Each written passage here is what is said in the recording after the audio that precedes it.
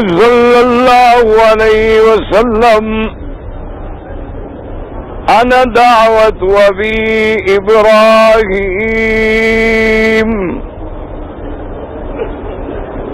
وبشارت اخی عیسیٰ ورؤیا امی التی رأت او کما قال النبی صلی اللہ علیہ وسلم صدق اللہ العلی العظیم وصدق رسوله النبی الکریم ونحن على ذلك لمن الشاهدين ومن الشاكرين والحمد لله رب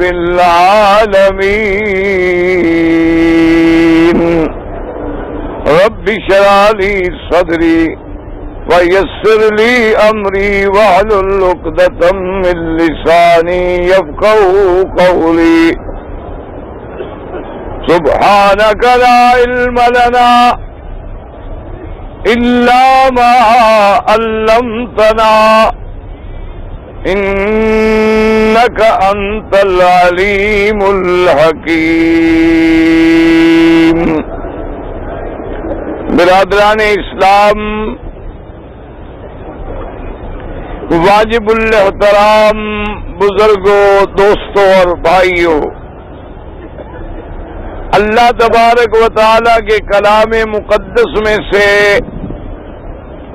چند آیات مبارکہ اور آقا انعامدار حبیب کبریا سیدنا محمد مصطفیٰ صلی اللہ علیہ وعلا آلہ واصحابہ وسلم تسلیما کثیرا کثیرا کے فرامین مبارکہ سے ایک حدیث تلاوت کی ہے. دعا فرمائیں کہ اللہ تبارک و تعالی اس عاجز کو بال اہل صحت عافیت کاملات دائمہ اور حق بات بیان کرنے کی توفیق عطا فرمائیں. اللہ تبارک و تعالی ہم سب کو حق پر چلنے کی توفیق عطا فرمائیں. پروردگار عالم تمام آنے والوں کی حاضری منظور و مقبول فرمائیں اور سب کے دامن اپنی رحمتوں سے بھر دیں اور سب بیماریاں اور پریشانیاں مشکلات اپنی رحمت سے دور کر دیں. میں نے چند دنوں سے جو معروضات عرض کیے ہیں ان کا خلاصہ یہ تھا کہ اللہ تبارک و تعالی نے اس کائنات میں ارض و سما میں اپنی ساری مخلوق نوری ناری خاکی میں جو شان آمنہ کے لال سرکار دو عالم سیدنا محمد الرسول اللہ صلی اللہ علیہ وسلم کو دیا ہے وہ کسی کو نہیں ملا. اسی لیے میں نے عرض کیا تھا کہ میرے مدنی سرکار کی زندگی کے جس پہلو پہ بھی نظر ڈالیں آپ کے ہر پہلو میں نرالی شان ہے. آپ کی ولادت سے پہلے زمانے پہ نظر ڈالیں، ارحاسات نبوت پہ نظر ڈالیں، سرکار دو عالم کی ولادت پہ، رضاعت پہ، آپ کے بچپن پہ، شباب پہ، جوانی پہ، عبادت پہ، پھر بعثت پہ، نبوت پہ، رسالت پہ، ہجرت پہ، معراج پہ، حج پہ، شریعت پہ، دین پہ، جس پہلو پہ بھی نظر ڈالیں شان نرالی نظر آتی. سب کہہ دیں صلی اللہ علیہ وسلم. اسی طرح میرے مدنی کا معراج جو ہے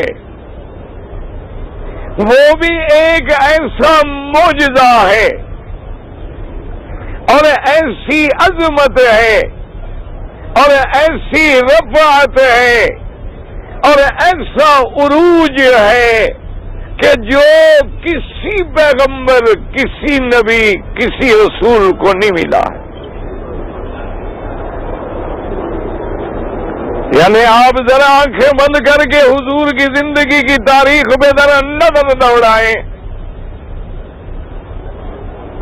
کہ آپ اگر بچپن میں ہیں، ابھی بی بی حلیمہ کے پاس ہیں تو اللہ کے فرشتوں کے پیرے ہیں، ابھی میرے مدنی پاک کی بعثت ہے، اعلان نبوت ہے تو آسمانوں پہ پیرے لگ گئے۔ اللہ نے قرآن پاک میں باقاعدہ بیان فرمایا ہے کہ حضور سرکار دو عالم کی بعثت کا جب وقت آیا، آسمانوں پہ پیرے شدید کر دیے گئے، شیطان راندہ درگاہ بن گئے، شہاب ثاقب کی مار تیز کر دی گئی، ابلیس مایوس ہو کے بیٹھا ہے، ہر طرف سے اس کی ذریت دوڑی آ رہی ہے کہ جی پتہ نہیں کیا ہو گیا ہے، اب تو آسمانوں پہ جانا مشکل ہو گیا ہے۔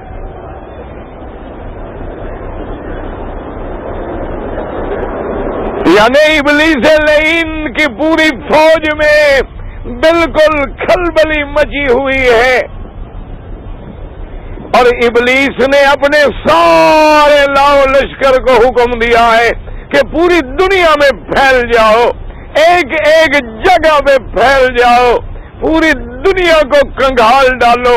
کیا وجہ ہے کہ کوئی نیا انقلاب آ رہا ہے کہ اب ہم اوپر جانے سے بھی رک گئے ہیں، شہاب ثاقب ٹوٹ رہے ہیں، معلوم ہوتا ہے یا تو یہ دنیا ختم ہونے والی ہے یا دنیا میں کوئی بڑا واقعہ پیش آیا ہے، ساری دنیا کا چپا چپا کنگال ڈالو، معلوم کرو اور مجھے بتاؤ۔ آخر جنہوں نے رپورٹ دی، آ کے دیکھا کہ ایک نبی ہے جس کا نام محمد الرسول اللہ صلی اللہ علیہ وسلم، یعنی آپ اندازہ کریں کہ ابھی نبوت کی ابتدا ہے، آسمانوں میں پیرے تیز ہو گئے۔ اور اسی طرح سیدنا عمر رضی اللہ عنہ آپ فرماتے ہیں کہ میں سرزمین حرم میں مسجد الحرام میں اللہ کے کعبے کی قریب زمزم کی جانب میں لیٹا ہوا تھا، اور اس زمانے میں بتوں کا راج تھا۔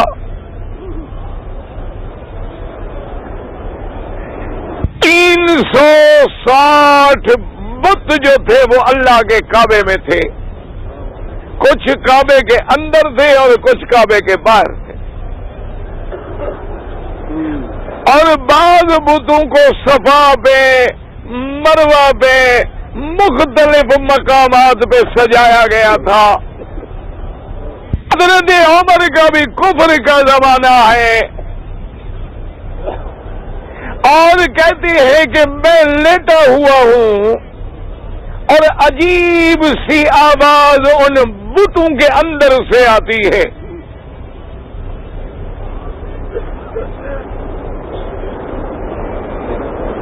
یعنی ان بتوں کے اندر پتھر کے بت تھے، کوئی لات ہے، عزا ہے، منات ہے، بڑے بڑے بت تھے، مختلف بت تھے، رکھے ہوئے تھے کعبہ شریف کے اندر بھی، باہر بھی، دروازے پر بھی، مقام ابراہیم کے پاس، زمزم پہ، صفا پہ، مروہ پہ بتوں کی راجدھانی بنی ہوئی۔ فرماتی ہے کہ بتوں سے آواز آئی، آواز جو آئی تو یوں معلوم ہوا کہ کوئی بندہ کہتا ہے کہ یا جلیح امر النجیح رجل فصیح یقول لا الہ الا اللہ۔ آواز آئے گی کہ کوئی پکار کے ایک دوسرے کو کہہ رہا ہے کہ اے فلان ایک نئی بات ہو گئی ہے کہ ایک فصیح اللسان انسان اس سرزمین مکہ میں دعویٰ کرتا ہے اور دنیا کو توحید کی دعوت دے رہا ہے کہ لا الہ الا اللہ، کوئی معبود برحق نہیں مگر اللہ۔ حضرت عمر کہتے ہیں آواز آئی، جو لوگ وہاں سے ڈر کے مارے بھاگ گئے، لیکن میں ٹکا رہا کہ ڈھونڈوں آواز کہاں سے آتی ہے، لیکن کوئی پتہ نہ لگے۔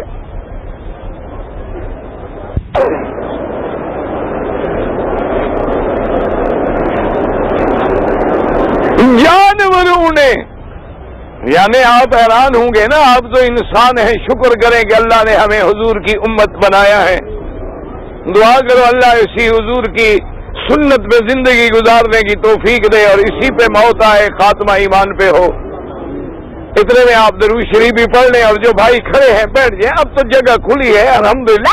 انسان بڑی بات ہے، جنات، حیوان، پرند، اونٹ، بڑے بڑے عظیم جانور سب گواہی دے رہے ہیں محمد الرسول اللہ صلی اللہ علیہ وسلم۔ اور پتھر، پہاڑ، درخت، یعنی کوئی ایک ایسی چیز نہیں ہے۔ ایک صحابی فرماتے ہیں حضور نے مجھے حکم دیا کہ میں نے اپنے قضائے حاجت کے لیے جانا ہے، کوئی جگہ دیکھ کے آؤ جہاں میں چھپ کے بیٹھ سکوں۔ صحابی کہتے ہیں میں گیا، سارے پہاڑ کے دامن میں دیکھ کے آ گیا۔ میں نے کہا حضور وہاں تو کوئی ایسی جگہ نہیں، سب چٹیل میدان ہے، البتہ دور ایک درخت کھڑا ہے اور ایک درخت ادھر کھڑا ہے، اگر وہ دونوں کٹھے ہوتے تو پھر آپ کے پردے کی جگہ بن جاتی بیٹھنے کے لیے، ورنہ وہ بھی دور دور ہے۔ حضور نے فرمایا میرے صحابی جا کے ان درختوں کو میرا سلام کہہ دو اور حکم دو کہ مل جائیں۔ صلی اللہ علیہ وسلم۔ صحابی کہتے ہیں میں نے جا کے حضور کے حکم کی تعمیل کی، میں نے درختوں کے جا کے کہہ دیا۔ صحابہ فرماتے ہیں جو صحابی دیکھ رہے ہیں وہ کہتے ہیں خدا کی قسم ہے کہ دونوں درخت وہاں سے زمین پھاڑتے ہوئے چل پڑے اور دونوں آگے مل کے کھڑے ہو گئے، میرے مدنی تشریف لے گئے، فارغ ہو کے آئے، فرمایا جا کے کہہ دو اپنی جگہ پہ چلے جائیں، جیسے آئے تھے پھر اپنی جگہ پہ چلے گئے۔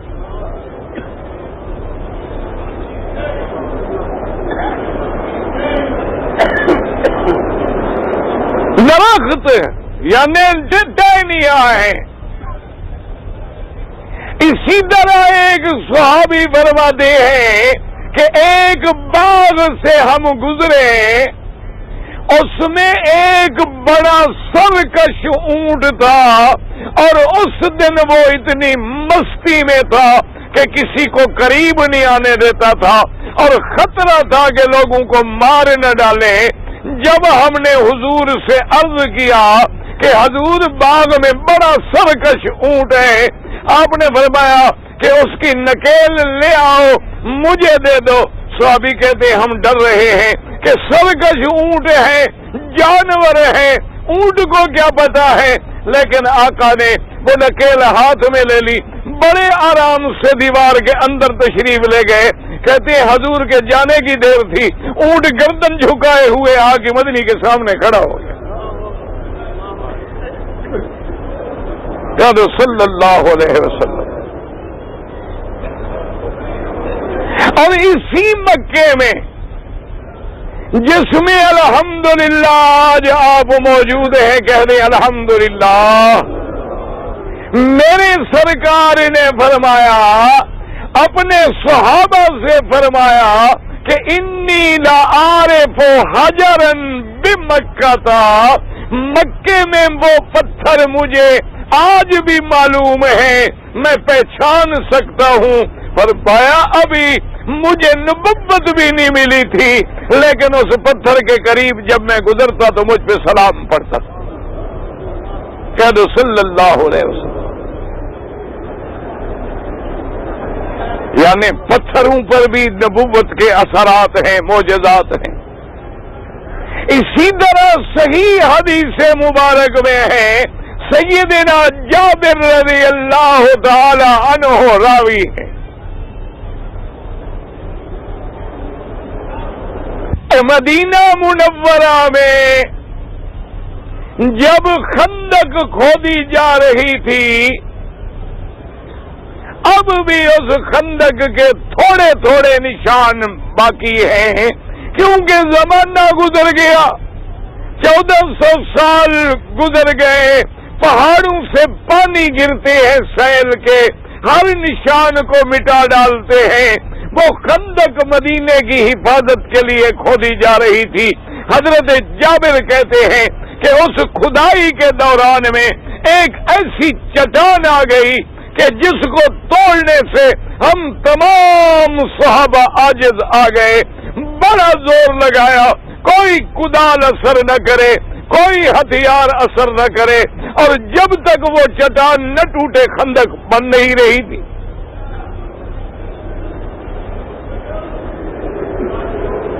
صحابہ نے آ کے عرض کیا کہ یا رسول اللہ، کہہ دو صلی اللہ علیہ وسلم، جب بھی نام آئے درود پڑھا کرو، اللہ کے بندے غفلت نہ کیا کرو، یہ بھی تمہاری خوش نصیبی ہے کہ تمہیں اللہ کے حرم میں بیٹھ کے محمد پاک پہ درود پڑھنے کا موقع مل رہا ہے۔ یہ ہر کسی کو نہیں ملتا، یہ دولت سے نہیں ملتا، یاد رکھو، یہ زور سے بھی نہیں ملتا، نہ بزورو نہ بازاری نہ بزر نہ دولت سے ملتا ہے۔ اگر مکہ مدینہ دولت سے ملتا تو ساری دنیا کا صنعت کار، سرمایہ دار، جاگیردار، ملانر یہاں آ جاتا، اور اگر یہ طاقت سے ملتا تو پہلوان آ جاتے، لیکن یہ اس کی نظر کرم ہے، وہ لانا چاہے تو غریبوں کو لا دے اور محروم کرے تو کروڑ پتیوں کو محروم کر دے۔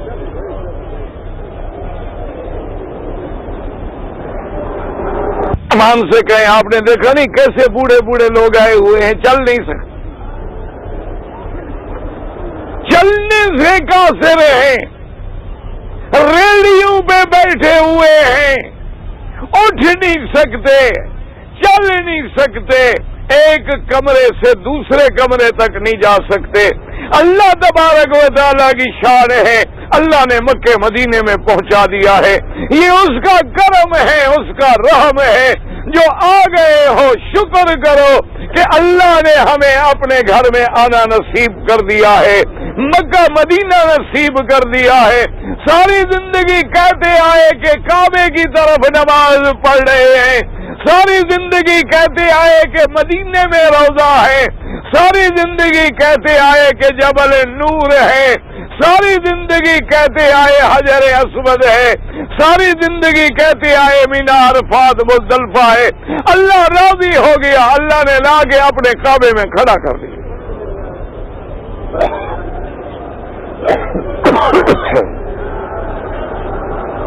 حضور کی خدمت میں صحابہ آئے، انہوں نے عرض کیا کہ یا رسول اللہ صلی اللہ علیہ وسلم، ایک اتنی بڑی چٹان ہے، ہم تو عاجز آ گئے۔ حضور نے فرمایا چلو مجھے دکھاؤ، تو حضور کو دکھلایا گیا۔ صحابی کہتے ہیں حضور نے اپنی چادر مبارک جو تھی وہ خندق کے کنارے پہ رکھی اور کدال ہاتھ میں پکڑی، اور عالم یہ ہے معصوب بحجر، اپنے پیٹ مبارک پہ بھی پتھر باندھا ہوا ہے۔ تم تو ہر نعمتیں کھانے کے باوجود بھی تنگ ہو نا۔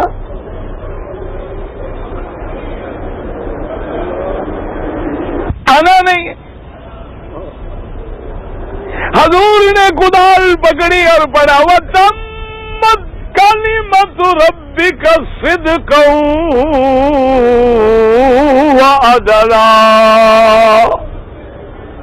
لا مبدل لکلماتہ وہو السمیع العلیم۔ حضور نے اپنے ہاتھ سے کدال پکڑ کے یہ آیت پڑھ کے ضرب ماری۔ حضرت سلمان فارسی فرماتے ہیں کہ میں بھی خندق کے کنارے پہ موجود تھا کہ اس سے ایک روشنی نکلی اور اس چٹان کا تیسرا حصہ ٹوٹ کے ریزہ ریزہ ہو کے ریت بن گیا۔ پھر میرے مدنی نے دوبارہ آیت پکڑی اور دوبارہ ضرب ماری۔ حضرت سلمان کہتے ہیں کہ ایک روشنی نکلی اور اس کے بعد دوسرا حصہ جو ہے دوسرا حصہ ریت کی طرح ریزہ ریزہ ہو گیا۔ میرے مدنی نے تیسری ضرب ماری، روشنی نکلی اور چٹان ساری ریزہ ریزہ ہو کے نکل گئی۔ حضور پاک باہر تشریف لے آئے، ایک جگہ جا کے بیٹھ گئے۔ حضرت سلمان کہتے ہیں میں نے جب دیکھا کہ حضور اب آرام میں ہے، میں نے عرض کیا کہ سرکار میں کچھ عرض کروں تو ناراض نہیں ہوں گے؟ آپ نے فرمایا سلمان بتلاؤ کیا بات ہے؟ میں نے کہا حضور جب آپ نے پہلی چوٹ ماری تو روشنی نکلی، آپ نے فرمایا سلمان تم نے بھی دیکھ لی؟ رضی اللہ عنہ۔ معلوم ہوتا ہے وہ کوئی خاص روشنی تھی، وہ پہاڑ کی چنگاری نہیں تھی۔ جیسے لوہا پتھر پہ مارو چنگاریاں نکلتی ہیں تو پھر وہ تو سب کو نظر آتی۔ حضور کا دیکھنا اور یہ فرمانا کہ سلمان اچھا تم نے بھی وہ روشنی دیکھی ہے؟ میں نے کہا ہاں حضور میں نے دیکھی، لیکن مجھے پتہ نہیں لگا کہ کیا روشنی ہے۔ فرمایا جب میں نے پہلی ضرب ماری اللہ نے مدائن کسرا میرے سامنے کر دیے۔ اب چوٹ کہاں لگ رہی ہے؟ مدینے میں، اور روشنیاں کہاں جا رہی ہیں؟ کسرا پہ۔ صحابہ نے کہا حضور دعا کریں، اللہ نے جب آپ کو مدائن کسرا دکھلائے ہیں تو وہاں بھی اسلام پھیلے۔ حضور نے فرمایا میری امت کسرا بھی فتح کرے گی، وہاں بھی اسلام کا پرچم لہرائے گا۔ اور فرمایا جب دوسری ضرب ماری تو اللہ نے مجھے کیسر دکھلایا، روم۔ اور فرمایا جب میں نے تیسری ضرب ماری تو حبشہ دکھلایا گیا، لیکن حضور نے فرمایا کہ حبشے والوں کو تم کچھ نہ کہنا، جب تک تمہیں کچھ نہ کہے کچھ نہ کہنا، اور جب تک تمہیں ترک چھوڑے رکھیں تم بھی چھوڑے رکھنا۔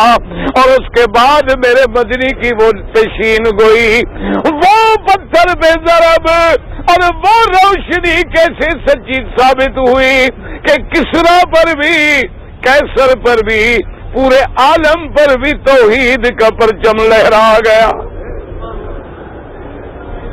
ایمان سے کہیں یہ سارا نظام، اس لیے میں نے عرض کیا ہے کہ میرے مدنی کی زندگی کا جو پہلو دیکھیں،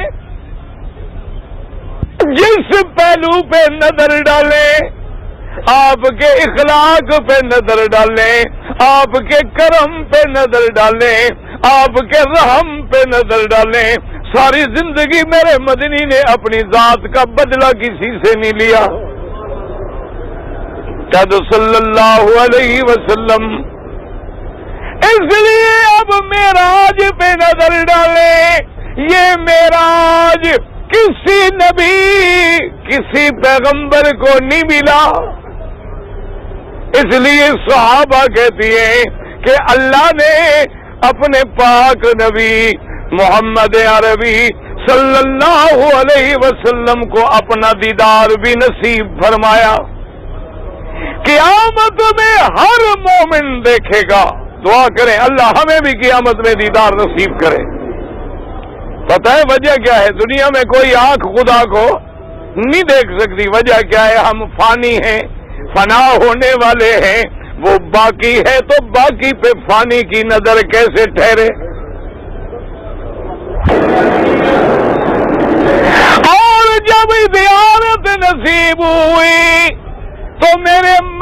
نے کیا کہا کہ التحیات للہ والصلوات والطیبات،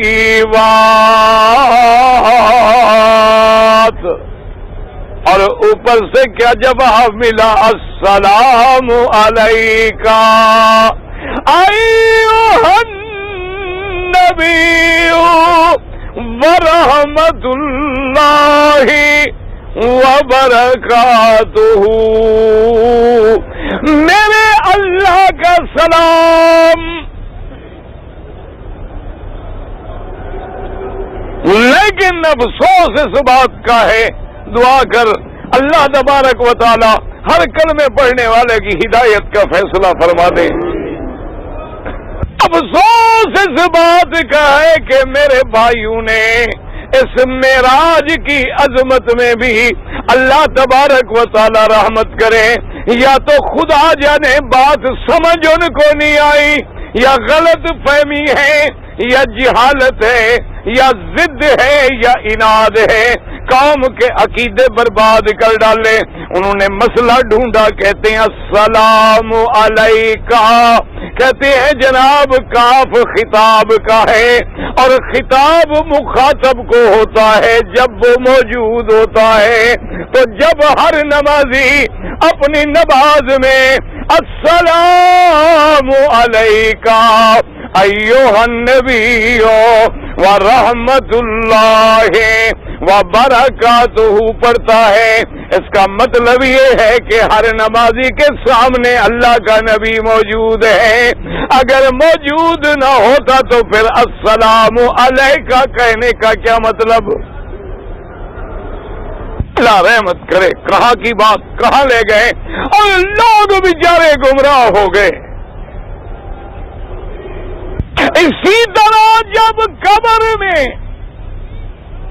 مرنے کے بعد قبر میں سوال ہوگا، ایک سوال پوچھیں گے من ربک، تیرا رب کون ہے، اور دوسرا سوال ہوگا ما تقول فی حق ھذا الرجل، وہ کہتی ہے جناب ھذا اس میں اشارہ ہے اور قریب کے لیے ہوتا ہے، لہذا معلوم ہوا کہ قبر ہر قبر میں محمد مصطفیٰ موجود ہے، تو لہذا ہر جگہ نبی حاضر ناظر ہے۔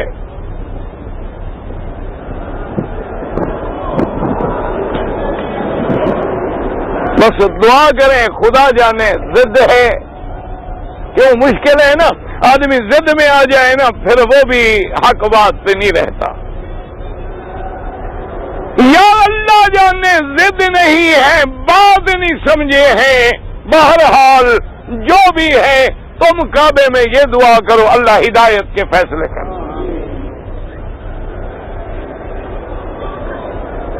مسلمانوں بات کو سمجھو، اللہ پاک رحمت فرمائے۔ اب جناب نماز ہے، کس کی نماز پڑھتے ہو؟ جب آدمی حاضر ہوتا ہے تو کس کی دربار میں؟ یاد رکھو یہاں خطاب کی بات نہیں ہے۔ اب تم قرآن پڑھتے ہو وما تلک بیمینک یا موسیٰ،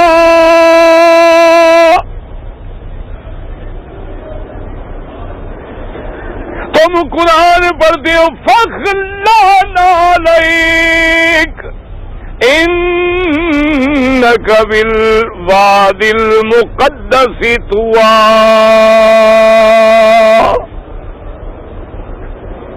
تیرے ہاتھ میں موسیٰ کیا ہے؟ کس نے کہا تھا؟ ہاں جی اللہ نے فرمایا کہ موسیٰ علیہ السلام تیرے ہاتھ میں، دل کا کاف خطاب کا ہے، کس کو خطاب ہو رہا ہے؟ موسیٰ علیہ السلام۔ خطاب کرنے والے کون ہیں؟ اللہ۔ اب تم جو قرآن پڑھتے ہو تو موسیٰ علیہ السلام موجود ہیں، تم ان کو خطاب کر رہے ہو، سمجھو خدا کے لیے۔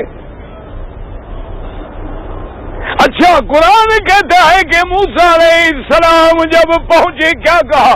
یا فرعون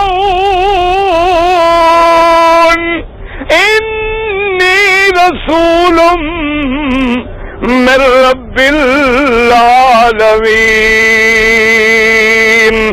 موسیٰ علیہ السلام نے کہا فرعون میں اپنے رب کا رسول بن کے پیغمبر بن کے آیا ہوں تمہیں دعوت دینے کے لیے، اسلام لے آ، بنی اسرائیل کو آزاد کر دے۔ یہ کہنے والے موسیٰ علیہ السلام تھے، اور کس کو کہہ رہے تھے؟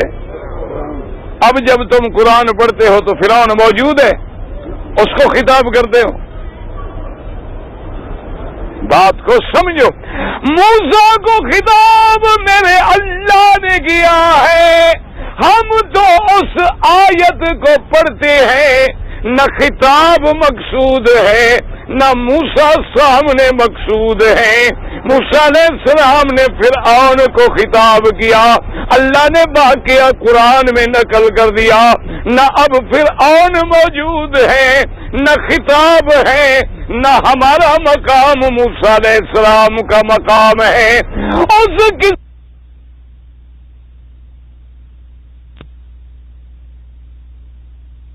پڑھ رہے ہیں، اسی طرح سمجھو میرے اللہ کی شان دیکھیں، میرے اللہ نے رحم کیا کہ جو معراج میں اللہ نے سلام بھیجا، اللہ فرماتی ہے میرا مدنی اپنی امت کو نمازوں میں سکھا دے کہ وہ اسی واقعے کو نقل کرتے رہیں تاکہ تیرا معراج قیامت تک زندہ رہے۔ ہم تو ان الفاظ کو نقل کر رہے ہیں، سمجھیے مسئلہ کہ وہ جو مکالمہ پیش آیا، اللہ کے نبی نے بندگی پیش کی اور میرے اللہ نے سلام پیش کیے ہیں، اور تم کتنی خوش قسمت ہو کہ معراج میرے نبی کو ملا ہے۔ نماز کے صدقے میں اللہ نے حضور کی امت کو بھی معراج نصیب کر دیا، ورنہ ہم کہاں اور معراج کہاں، ہم کہاں اور دیدار رب کہاں، ہم کہاں ہماری طاقت کہاں۔ جیسے میرے اللہ نے سلام بھیجے نبی پہ، یہ خوش قسمتی نہیں کہہ دو الحمدللہ کہ ان سلاموں میں پھر ہمیں بھی سلام مل گیا کہ نہیں، کہ السلام علینا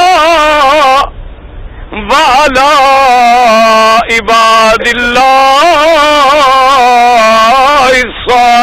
الصالحین۔ اللہ نے فرمایا میرا مدنی تجھ پہ سلام، تیری امت پہ بھی سلام، میرے عباد صالحین پہ بھی سلام، اور فرمایا یہ سلام ختم نہیں ہوگا، مرنے کا وقت آئے گا تو فرشتے تیرے امت پہ سلام کریں گے، قبر پہ جائیں گے تو فرشتے سلام کریں گے، اور جب جنت میں جائیں گے تو تحیتہم یوم یلقونہ سلام۔ اور قرآن کہتا ہے جب جنتی جنت میں جائیں گے دعا کر اللہ ہم سب کو جنت الفردوس نصیب کر دے۔ میرے اللہ نے جیسے کعبہ نصیب کر دیا، مدینہ نصیب کر دیا، اس کے آگے جنت دینا کیا مشکل ہے۔ ایک دن میرے آقا سرکار دو عالم سب درود پڑھے محبت سے، اور جنہوں نے درود شریف پڑھا ہے وہ بیٹھ جائیں، جنہوں نے نہیں پڑھا وہ کھڑے رہیں، جنہوں نے درود شریف پڑھا ہو وہ بیٹھ جائیں جلدی جلدی۔ ایک دن ایک بدو عربی، جنگل کا عربی، حضور سرکار دو عالم کے مدینے میں مسجد میں قریب بیٹھا ہے، نماز سے فارغ ہوا اور اس نے اللہ سے دعا مانگی۔ اس لیے حاجیوں یاد کر لو، مسئلہ سمجھ لو، حدیث سن لو، یہ دعائیں کوئی ضروری نہیں جو طواف میں کتابیں لے کے پڑھتے ہو۔ اصل دعا وہ ہے جو تیرے دل سے نکلے۔ ایک اللہ والے کی خدمت میں ایک بندہ گیا، کہنے لگا حضرت میرے لیے دعا کریں۔ فرمایا دعا کرائی نہیں جاتی، فلسفہ سمجھو اللہ والوں کا۔ فرمایا دعا کرائی نہیں جاتی، دعا لی جاتی جاتی ہے، بد دعا بھی لی جاتی ہے اور دعا بھی لی جاتی ہے۔ فرمایا جب تم مجھے کوئی تکلیف پہنچاؤ گے خود بخود بد دعا نکلے گی، آرام پہنچاؤ گے خود بخود دعا نکلے گی۔ اصل دعا وہ ہوتی ہے جو خود نکلے۔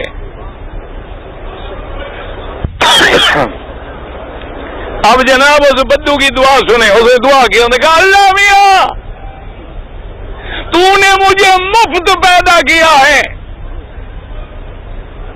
نہ ایمان سے کہو ہر بندہ مفت پیدا ہوتا ہے کہ نہیں؟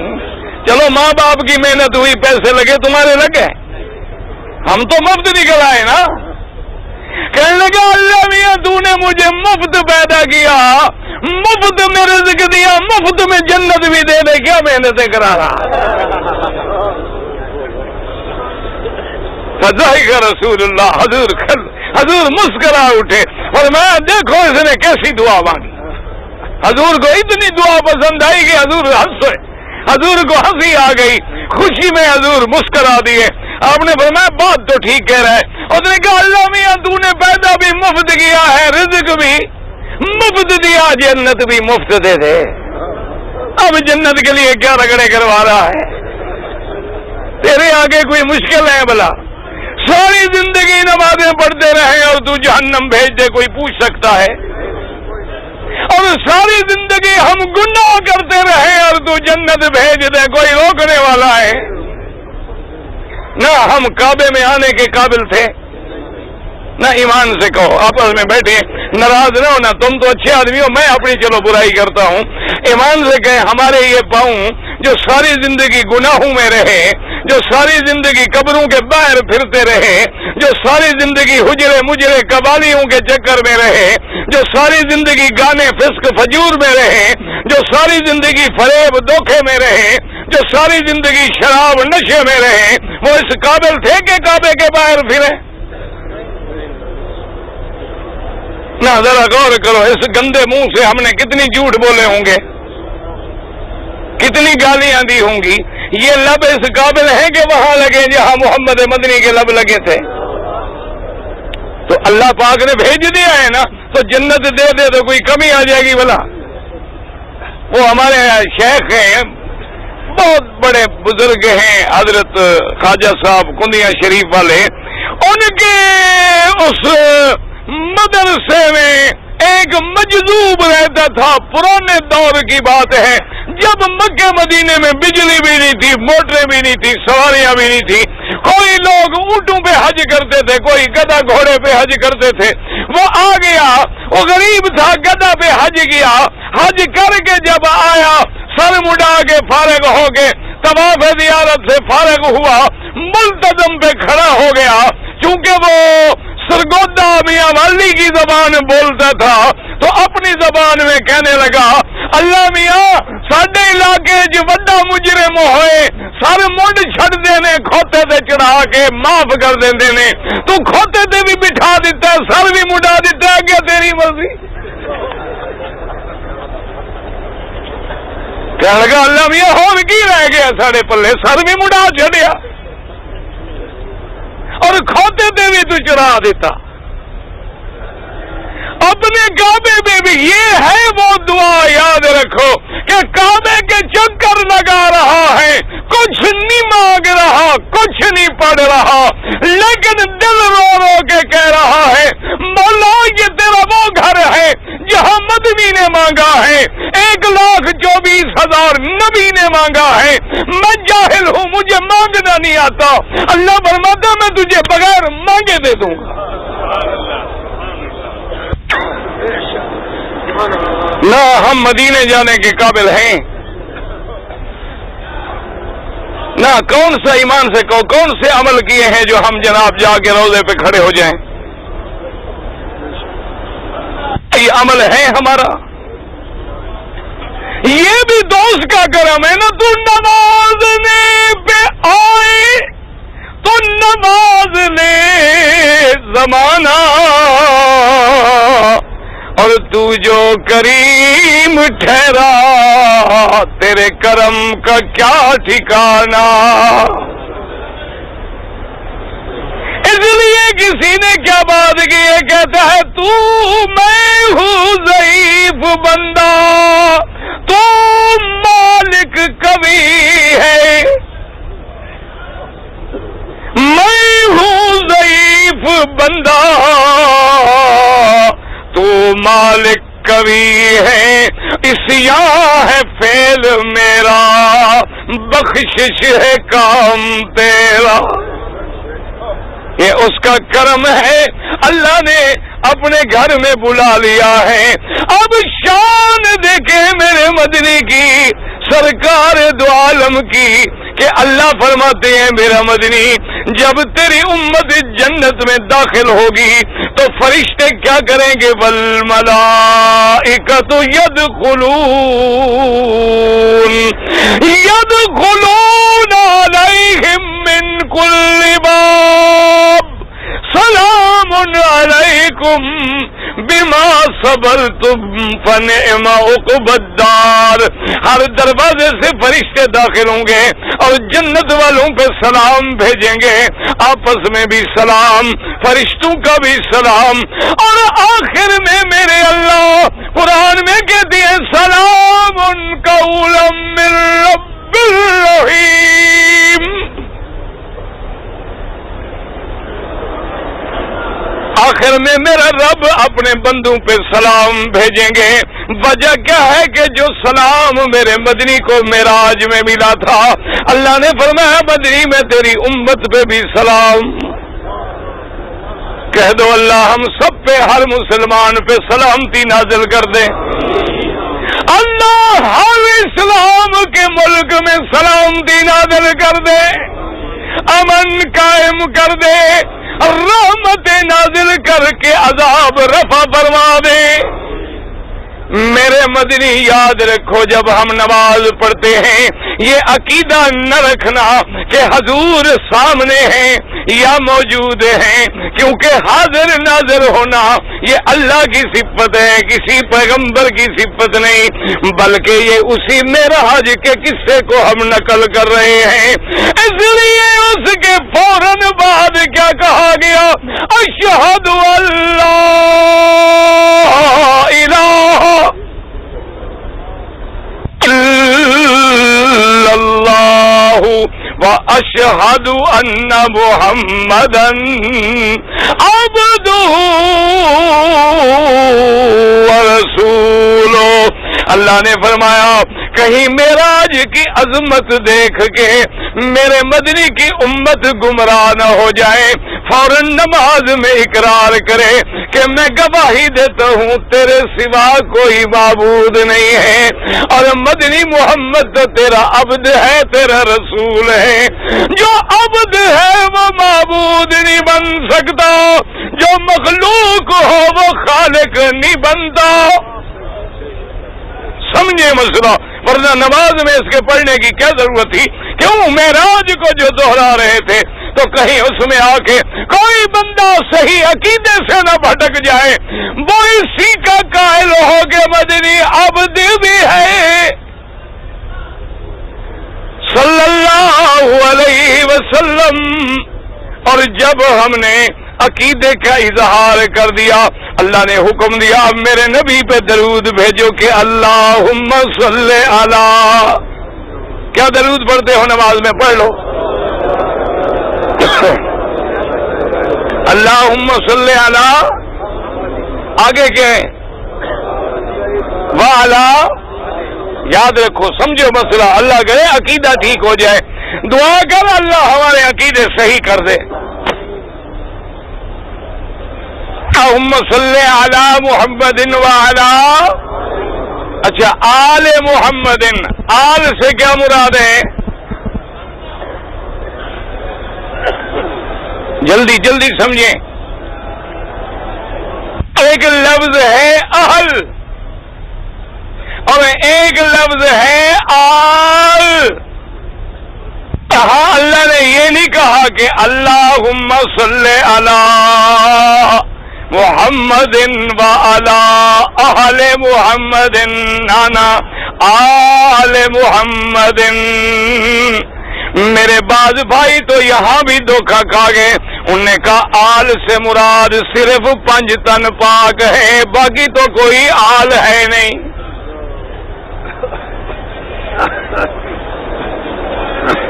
چونکہ باطل سے انتظار میں بیٹھا ہوتا ہے نا کہ موقع ملے اور گمراہ کروں، حالانکہ سمجھو آل کا لفظ خاص ہے اور آل کا لفظ جو ہے وہ عام ہے۔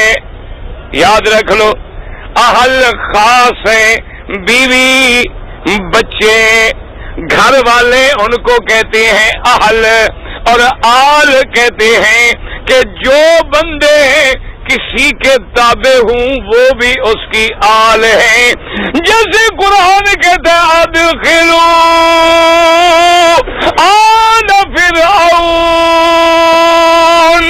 آل فرعون اشد العذاب۔ اللہ قیامت میں حکم دیں گے کہ آل فرعون کو جہنم کے سخت عذاب میں داخل کرو۔ تو اب آل سے کیا مراد ہے کہ بس فرعون کے چند گھر والے جہنم میں جائیں گے، باقی سب کو چھٹی ہوگی؟ نہ، یہاں آل سے کیا مراد ہے کہ جو فرعون کے عقیدہ رکھنے والا، فرعون کے تابع چلنے والا، وہ آل فرعون۔ یہاں میرے اللہ کا کرم دیکھو، فرمایا اللہم صل علی محمد وعلی آل محمد۔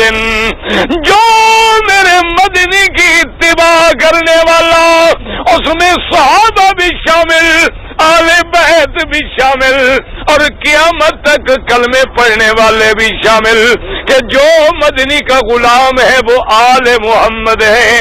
اللہ نے ان پر بھی اپنی رحمتیں نازل فرما دی کہ اللہم صلی علی محمد وعلی آل محمد کما صلیت علی ابراہیم وعلی آل ابراہیم فی العالمین انک حمید مجید۔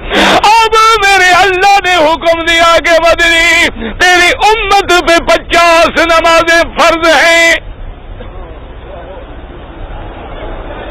حضور واپس آئے صلی اللہ علیہ وسلم، کیوں؟ وہ تو رحمت دو جہاں ہیں۔ جس پاک نبی نے کبھی کسی بندے کو بھی نہ نہیں کہی، صحابہ کہتے ہیں حضور کی زبان پہ تو کبھی ہم نے لا کلمے کے سوا دیکھا بھی نہیں۔ یعنی جس نے جو کہا مدنی نے مان لیا۔ جو بندے کو انکار نہ کر سکے وہ خدا کو کیسے انکار کرے؟ حضور قبول کر کے آئے، چھٹے آسمان پہ ہیں کہ موسیٰ علیہ السلام ملے۔ انہوں نے عرض کیا کہ یا رسول اللہ صلی اللہ علیہ وسلم مہربانی کریں، ارجع الی ربک فسلہ التخفیف، اپنے رب کے پاس جائیں اور امت کے لیے تخفیف مانگیں۔ 50 نمازیں امت ادا نہیں کر سکے گی۔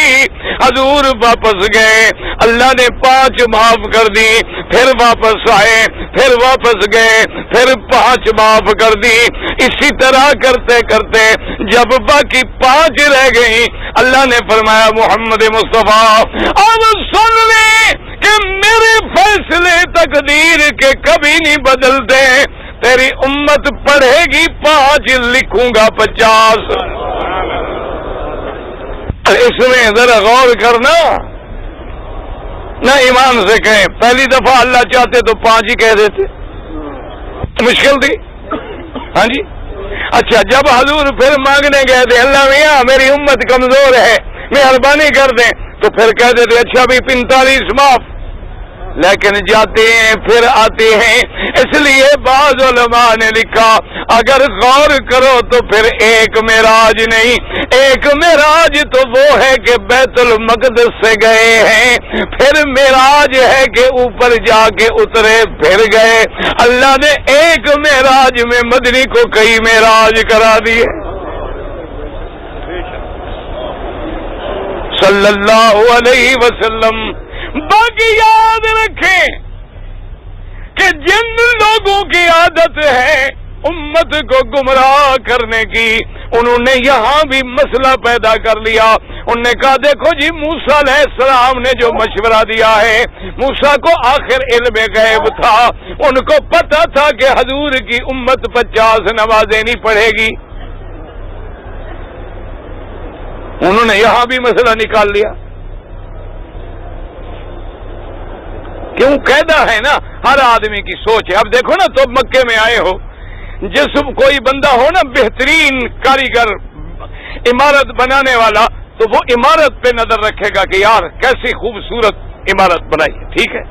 اچھا کوئی بندہ قالین بنانے والا ہو، اس کی نظر قالین پہ پڑے گی کہ یار قالینیں بڑی اچھی بچھی ہوئی ہے۔ کوئی بندہ پلاسٹک کا کام کرنے والا ہو تو زمزم کے ڈبے پہ نظر ڈالے گا، کوئی پلاسٹک کے گلاس پہ نظر ڈالے گا۔ اچھا کوئی قاری ہو تو قرآن دیکھے، یار سبحان اللہ کیسے قرآن چھپا ہوا ہے۔ اچھا جو قرات جانتے ہیں وہ کہے گا جناب یہ ورش کی قرات پہ ہے، یہ حفظ کی قرات پہ ہے، یہ فلاں کی قرات پہ ہے، یہ فلاں رسم الخط ہے، یہ کوفی رسم الخط ہے، یہ عربی رسم الخط ہے، یہ اسلامی رسم الخط ہے، یہ ترکی رسم الخط ہے، اس کی اس پہ نظر ہوگی۔ ہر کوئی اپنے علم کے مطابق نظر ڈالتا ہے۔ اسی طرح باطل کی بھی عادت ہے، جو حدیث پڑھیں گے وہ اپنے عقل کے مطابق نظر ڈالیں گے۔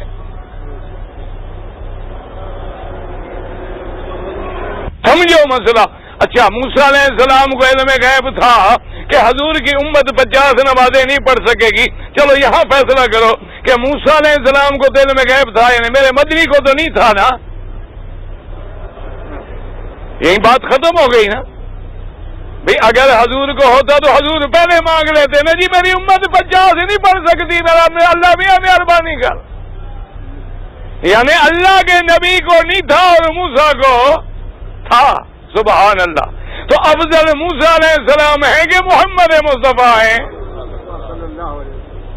تمہارے باطل ہوتا ہے، وہ کسی جاہل کو دھوکہ دے سکتا ہے، علم والے کو دھوکہ نہیں دے سکتا۔ یاد رکھو علم غیب میرے اللہ کی صفت ہے۔ موسیٰ علیہ السلام بنو اسرائیل کی آزمائش کر چکے تھے، ایک امت سے گزارا کر چکے تھے، ان کے تجربے کی بنا پہ مدنی کی خدمت میں عرض کر رہے تھے کہ حضور میری امت میں 3 نمازیں تھیں، وہ ان 3 میں بھی سستی کرتے تھے، تو آپ کی امت تو بعد میں آنے والی ہے، وہ 5 کیسے ادا کریں گی؟ یہاں کوئی غیب کا مسئلہ نہیں تھا، یہاا ایک تجربے کی بات تھی، اور دراصل میرے اللہ نے مدنی کو معراج کرانے پہ کہہ دو صلی اللہ علیہ وسلم۔ سرکار دو عالم صلی اللہ علیہ وسلم فرماتے ہیں کہ میں نے 7ویں آسمان پہ ایک گھر دیکھا اور اس کے ساتھ ٹیک لگا کے بیٹھنے والا ایک بزرگ دیکھا جن کی داڑھی مبارک سینے تک تھی، اور مدنی پاک فرماتے ہیں صحابہ سے کہ وہ اتنا خوبصورت بزرگ تھے، ایسی پیاری شکل تھی، فرماتے ہیں کہ میں کیا جمال بیان کروں، یوں سمجھ لو کہ تمہارے نبی محمد مدنی سے ملتی تھی۔ کیا تو صلی اللہ علیہ وسلم۔ حضور نے جبریل سے پوچھا ما ھذا، جبریل یہ کیا گھر ہے؟ جبریل نے کہا حضور یہ بیت المعمور ہے، آسمانوں میں کعبہ ہے۔ اور یاد رکھو یہی کعبہ جو ہے اس کا حکم آسمانوں سے ہے، جو آسمانوں میں کعبہ ہے اگر اللہ اپنی قدرت سے اس کو نیچے اتارے تو اسی کعبے کے اوپر آ جائے گا۔ یہی کعبہ زمینوں میں بھی یہی کعبہ، آسمانوں میں بھی یہی کعبہ۔ اور دیکھو شان کعبے کی، تم تو الحمدللہ روز طواف کر لیتے ہو، خوش نصیب ایسے بھی ہیں جو دن میں 10 طواف کر لیتے ہیں، ایسے بھی ہیں جو زیادہ کر لیتے ہیں، لیکن جو آسمانوں میں کعبہ ہے، جبریل نے عرض کیا حضور 70,000 فرشتہ روزانہ اس کعبے کا طواف کرتا ہے، اور جس نے ایک دفعہ کر لیا پھر قیامت تک نمبر نہیں ملے گا۔ تو ہم خوش نصیب ہیں نا، اللہ کے کعبے میں رات کو دل کرے دن کو دل کرے طواف کر رہے ہیں۔ حضور نے فرمایا کہ جبریل من ھذا الرجل، یہ بندہ کون ہے جو کعبے سے ٹیک لگا کے بیٹھے ہیں اور سامنے نوجوان بچے ہیں؟ حضرت جبریل نے عرض کیا ھذا ابوک ابراہیم۔ جبریل نے عرض کیا میرا مدنی یہ تو آپ کے ابا سیدنا ابراہیم بیٹھے ہیں، آپ چلیں اپنے ابا کو سلام کہیں۔ حضور فرماتے ہیں میں نے آ کے سلام عرض کیا، ابراہیم علیہ السلام نے جواب دیا مرحبا بالابن الصالح والنبی الصالح، فرمایا میں اپنے بیٹے کو اللہ کے نبی کو مرحبا کہتا ہوں۔ خدا کی شان ہے، علماء نے لکھا ہے، علماء پہ اللہ کروڑوں رحمتیں نازل فرمائے، اللہ جو مر گئے ان کی قبروں پہ نور بھر دے، اور جو زندہ ہیں اللہ ان کی حفاظت فرمائے، ان کے درجات بلند فرما دے۔ کتنی عجیب بات لکھی ہے، انہوں نے لکھا کہ رب کریم نے ابراہیم خلیل کو اپنے کعبے کا معمار بنایا، زمین والے کعبے کا معمار بھی خلیل اللہ، اللہ نے آسمانوں کے کعبے کے ساتھ بھی خلیل کا ڈیرا لگا دیا کہ میرے کعبے کا بانی ہے تو کعبے کے ساتھ رہے۔ اور بعض علماء نے کتنی پیاری بات لکھی، انہوں نے کہا کہ خلیل اللہ نے مشرکین کے اوثان توڑے، بتوں کو توڑا۔ یہ سیدنا خلیل کا کمال تھا کہ سارے بتوں کو توڑ کے سب کو چھوڑ کے اللہ کے بن گئے۔ اللہ نے فرمایا خلیل تو نے میرے لیے سب کو چھوڑا ہے تو میں زندگی میں بھی، زندگی کے بعد بھی، عالم برزخ میں بھی، عالم جنت میں بھی تجھے اپنے گھر کے ساتھ ڈیرا دیتا ہوں۔ تم نے میرے لیے گھر چھوڑا، باپ چھوڑا، ماں چھوڑی، وطن چھوڑا، اور اعلان کر دیا انی مہاجر الی ربی۔ اعلان کر دیا خلیل اللہ نے کہ اے قوم میں سب کو چھوڑ کے اپنے اللہ کی طرف جاتا ہوں۔ پھر اللہ پاک نے بھی کیسی شان بخشی ہے کہ یہاں بھی کعبے کے ساتھ ڈیرا ہے، مقام ابراہیم۔ بلکہ میں کہا کرتا ہوں کہ میرے مولا کی شان دیکھو، مکے میں جب حاجی آتا ہے جہاں جائے خلیل کی یاد تازہ ہوتی ہے۔ ایمان سے کہیں ہے کہ نہیں؟ جب کعبے پہ نظر پڑے تو خلیل یاد آتے ہیں کہ نہیں؟ مقام ابراہیم پہ 2 رکعت پڑھو تو خلیل، اچھا صفا مروہ دوڑو تو ابراہیم خلیل، اچھا مینا میں قربانی دو تو ابراہیم خلیل، کنکریاں مارو تو ابراہیم خلیل۔ اللہ تبارک و تعالیٰ کے نبی آمنہ کے لال جنت میں تشریف لے گئے، جنت کی سیر کی، اور پھر اللہ نے جیسے آسمانوں پہ اٹھایا اسی طرح پھر بیت المقدس میں اترے، اور خدا کی شان دیکھیں کہ جیسے جاتے ہوئے 1,24,000 نبی نے استقبال کیا۔ جب میرا مدنی آسمانوں سے اترے ہیں پھر بھی 1,24,000 نبی استقبال میں کھڑے ہیں۔ اللہ فرماتے ہیں ابھی رات باقی تھی، ہم نے مدنی کو مکے میں بھی پہنچا دیا، اور صبح کو جب حضور نے اعلان کیا کتابوں میں موجود ہے کہ سارے مکے کے مشرکین دوڑ کے اکٹھے ہو گئے، حضور کے پاس آئے اور آ کے کہنے لگے کہ یا رسول اللہ صلی اللہ علیہ وسلم آپ رات بیت المقدس بھی گئے؟ فرمایا میں گیا۔ آسمانوں پہ بھی گئے؟ فرمایا کہ میں گیا ہوں۔ کہنے لگے اچھا حضور اگر واقعی آپ گئے ہیں 1 مہینے کا سفر ہے ہم نہیں مانتے، لیکن ایک طریقہ ہے ماننے کا، ہم آپ سے بیت المقدس کی نشانیاں پوچھتے ہیں، آپ ہمیں نشانیاں بتلائیں۔ نہ ایمان سے حاجی، تم حج پڑھنے آئے ہو، ایمان سے کو حج پڑھنے آئے ہو یا حرم کے دروازے گن رہے ہو؟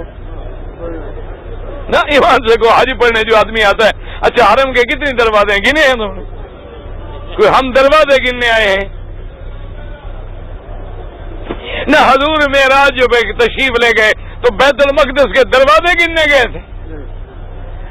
اللہ صحیح حدیث میں لفظ ہے، پتہ ہے حضور کیا فرماتے ہیں؟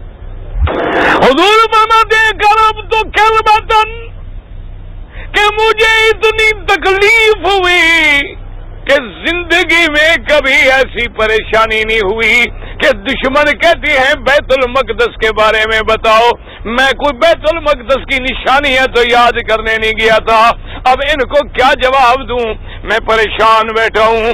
اللہ نے فرمایا کہ جبریل جا کے میرے مدنی سے کہہ دو کہ میرا مدنی گھبرانے کی کیا ضرورت ہے، تیرا رب تجھے معراج کرا سکتا ہے، ہم بیت المقدس کو اٹھا کے تیرے سامنے کر دیتے ہیں۔ اب کافروں سے کہہ دو کہ جو پوچھنا ہے پوچھو، کیا پوچھتے ہو؟